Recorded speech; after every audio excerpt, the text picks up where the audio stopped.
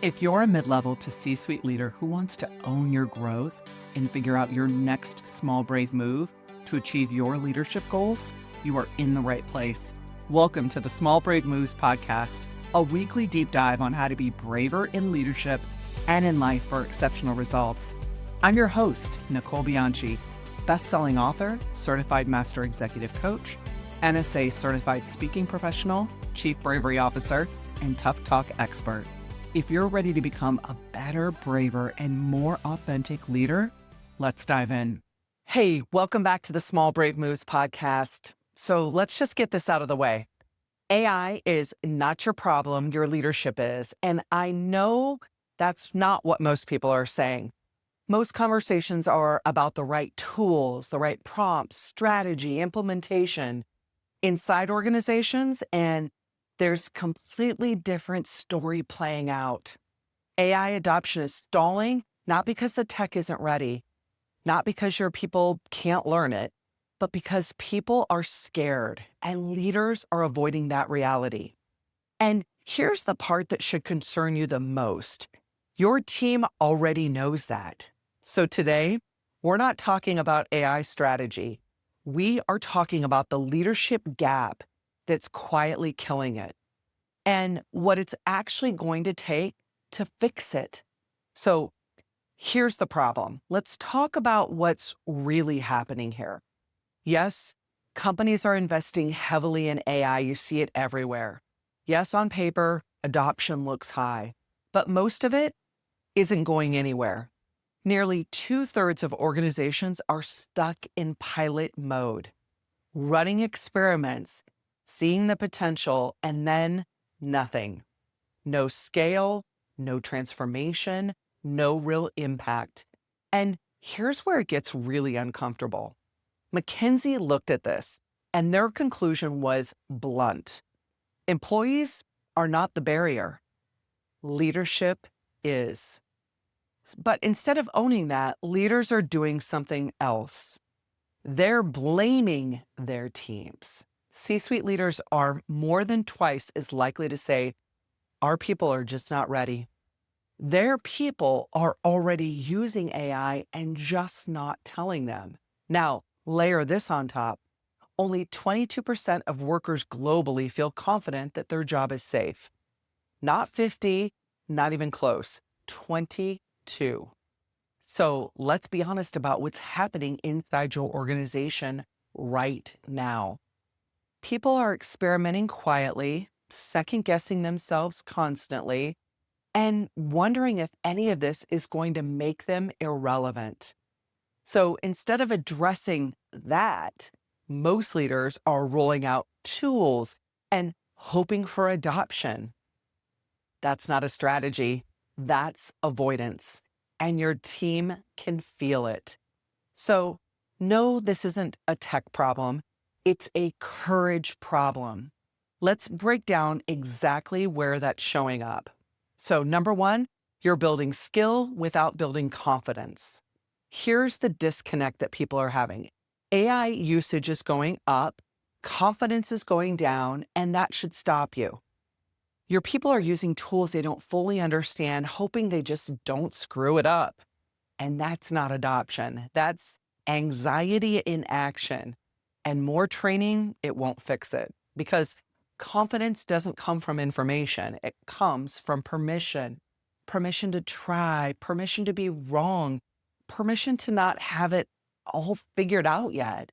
And if you're not modeling that, well, you're reinforcing the fear. And if your team thinks you expect them to get it right with AI, they will hesitate every time. Number two, you're ignoring the fear and calling it resistance. So let's name this one clearly. What you're calling resistance is fear. Fear of being replaced, fear of looking behind, fear of asking a dumb question in a room where everyone's pretending they understand.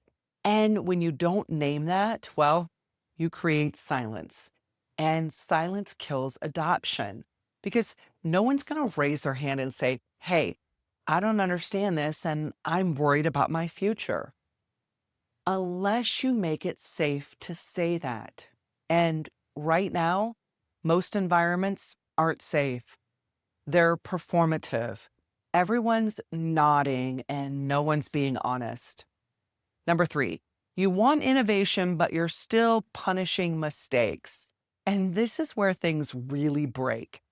Leaders say, oh, I want innovation, but what they actually reward, well, it's control, predictability, not getting it wrong. And that just doesn't work with AI. AI requires experimentation, messiness, inefficiency, imperfection, experimentation. And if your culture punishes that even subtly, well, you will not innovate. You will optimize what already exists and call it progress. Number 4, you're waiting and calling it strategy. Now let's talk about this one. A lot of leaders right now are just waiting.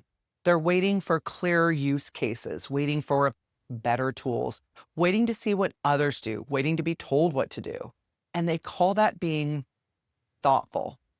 It's not, it's fear with a nicer label, because here's what's actually happening. While you're waiting, your competitors are learning faster, your team's disengaging, and the gap's just getting wider. Speed in the moment is not reckless, it's necessary. And speed requires courage. Number 5, you're creating confusion, and guess what? You're calling it alignment. AI is changing everything, roles, workflows, expectations. And most teams are operating without a clear direction. So, what are we actually using AI for? What's okay to experiment with? What's off limits? What does success even look like? And if you haven't clearly answered those, well, you don't have alignment. You have ambiguity. And ambiguity creates hesitation. So let's be very clear about the cost of this. If you don't lead differently right now, you will not just fall behind. You will lose your most adaptable people first, because they'll go somewhere where they can grow. And you'll keep your most risk adverse people because they'll wait for direction. They're waiting for you. And you'll build a culture that looks stable, but it's actually stuck. So you'll invest in AI tools and get minimal return, not because the tools don't work, but because your culture can't support them. That is an expensive mistake. So what do? If this is hitting and you don't need a 12-month roadmap to do this, okay? You just need to act this week. Here's where I want you to start. Number 1, say what everyone's thinking, but no one's saying. Say, we're not struggling with AI because of capability. We're struggling because we haven't created clarity or safety around it yet. And that changes now. Watch what happens when you say that out loud. Number 2, go first publicly. Show your team how you're using AI, where you're confused, where you're getting it wrong. If you're polished, they'll know you're performing.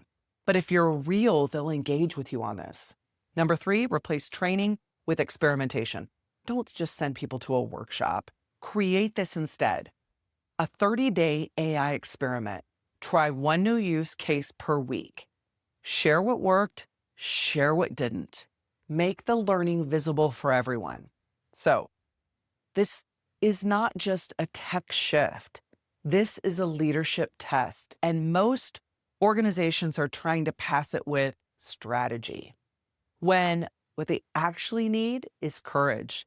So that's why this keynote exists, Brave the Shift, because AI doesn't fail in organizations, leadership does. And the leaders who figure this out, well, they're not the ones with the best tools. They're the ones willing to go first. AI isn't slowing down. You know that. Your people are not waiting. And the gap between organizations that get this and those that don't is about to get so obvious. And here's the question. Where are you avoiding leadership right now and calling it strategy? And what are you going to do about it this week? This week. Because This doesn't change when you understand it. It changes when you lead differently. So if this hits for you, send it to someone who needs to hear it. And if you're realizing your organization is stuck here, then we should definitely talk, because this is exactly the work I'm doing with leadership teams right now. So until next time, stop avoiding, start leading, and make the brave move. Thank you so much. Thank you for joining me for this episode of the Small Brave Moves podcast. If you're wanting to take this work even deeper, I'm here to help. From engaging in inspirational keynote speeches to transformational coaching and workshops for leaders and teams, page-turning books, online courses, and enlightening leadership development retreats. There are so many ways that we can work together to take your leadership to the next level. For more information, check out the show notes, and let's do this together. One small brave move at a time. See you next week.